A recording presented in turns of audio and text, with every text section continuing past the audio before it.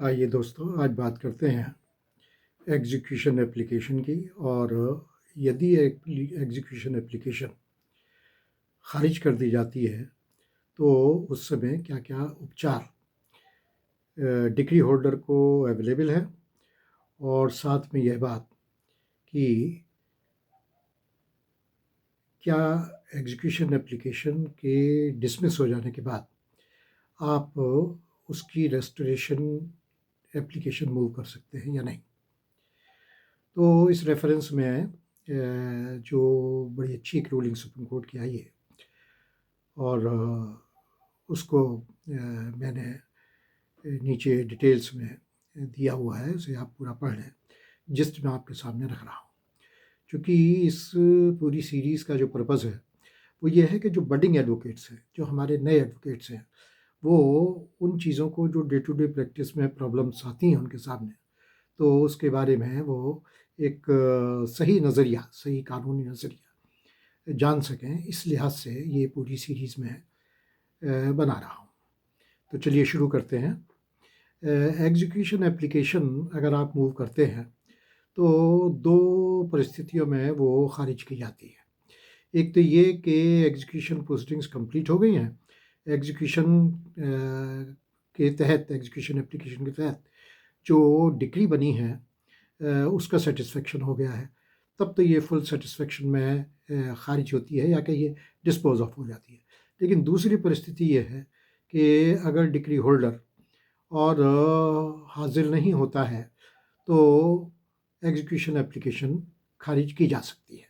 इसकी कोर्ट को पावर्स है, एग्जीक्यूटिंग कोर्ट को पावर्स है कि in absence of decree holder जो एग्जीक्यूशन एप्लीकेशन है उसको खारिज कर दिया जाए, निरस्त कर दिया जाए, डिसमिस कर दिया जाए। अब इसमें दो परिस्थिति आती हैं। एक तो ये परिस्थिति है कि in absence of decree holder वो खारिज की जा रही है। तो यदि ऐसी परिस्थिति है कि डिक्री होल्डर नहीं आया है तो डिक्री होल्डर के सामने दो रेमेडीज़ हैं। या तो वो फ्रेश एग्जीक्यूशन एप्लीकेशन मूव कर सकता है और बशर्ते कि वो टाइम लिमिटेशन उसका एग्जीक्यूट कराने का डिग्री को ख़त्म ना हुआ हो।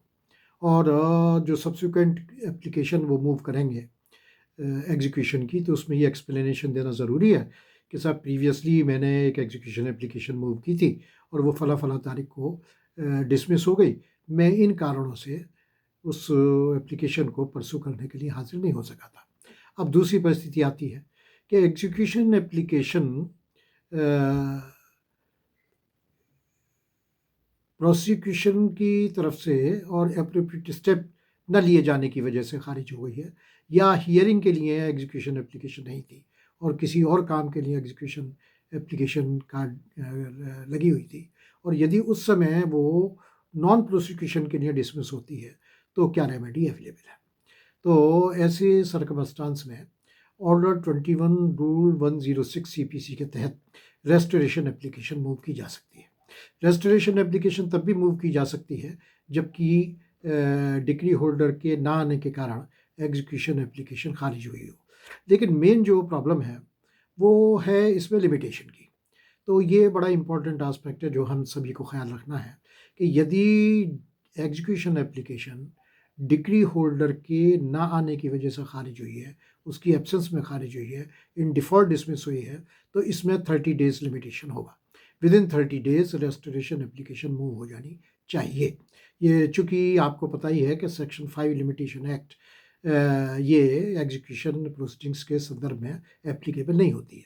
तो यदि 30 दिन के बाद में आपने रेस्टोरेशन एप्लीकेशन दी है ऑर्डर 21 रूल 106 में, तो ये खारिज हो जाएगी।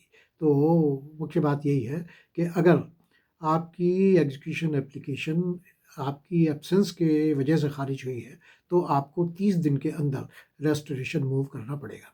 अब सवाल दूसरा आता है कि यदि कोर्ट की मिस्टेक से या एग्जीक्यूशन एप्लीकेशन हियरिंग की नहीं लगी थी, या केवल रिकॉर्ड समन करने के लिए लगी थी, तो या केवल सर्विस ऑफ द समन्स के लिए लगी थी, तो यदि ऐसी सर्कमस्टांस होती हैं तो एग्जीक्यूशन एप्लीकेशन का जो रेस्टोरेशन है वो 3 साल का लिमिटेशन होगा।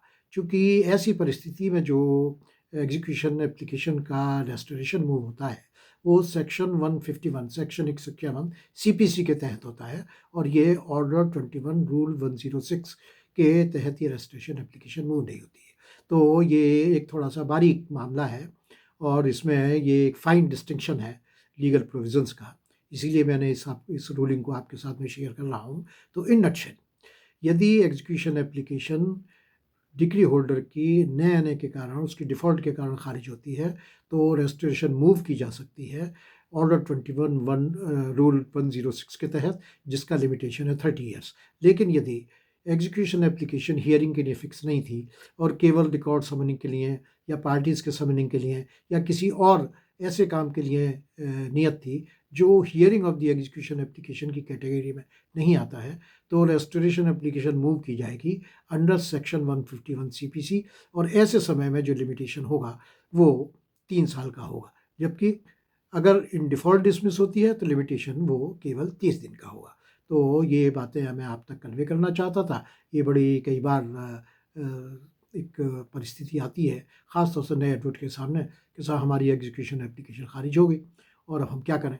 तो इन परिस्थितियों में इस बातों का आप ध्यान रखें, जैसे कि मैंने आपको बताया, या तो आप फ्रेश एप्लीकेशन मूव कर दीजिए एग्जीक्यूशन की, अगर आपकी लिमिटेशन से बार्ड नहीं है, डिक्री एनफोर्स करने के लिए टाइम पीरियड एक्सपायर नहीं हो गया है, या आप विदिन 30 डेज कर सकते हैं रजिस्ट्रेशन के लिए अप्लाई अंडर ऑर्डर 21 रूल 106, यदि आपकी डिफ़ॉल्ट के कारण ये खारिज हुई है। और तीसरी बात ये है कि यदि कोर्ट की मिस्टेक से या एग्जीक्यूशन एप्लीकेशन हियरिंग के लिए फ़िक्स ना होने की वजह से खारिज हुई है, तो आप रजिस्ट्रेशन मूव कर सकते हैं अंडर सेक्शन 151, जिसका लिमिटेशन होगा 3 ईयर्स। आज बस इतना ही, फिर किसी और वीडियो में और किसी ऐसे पॉइंट की बात करेंगे। धन्यवाद।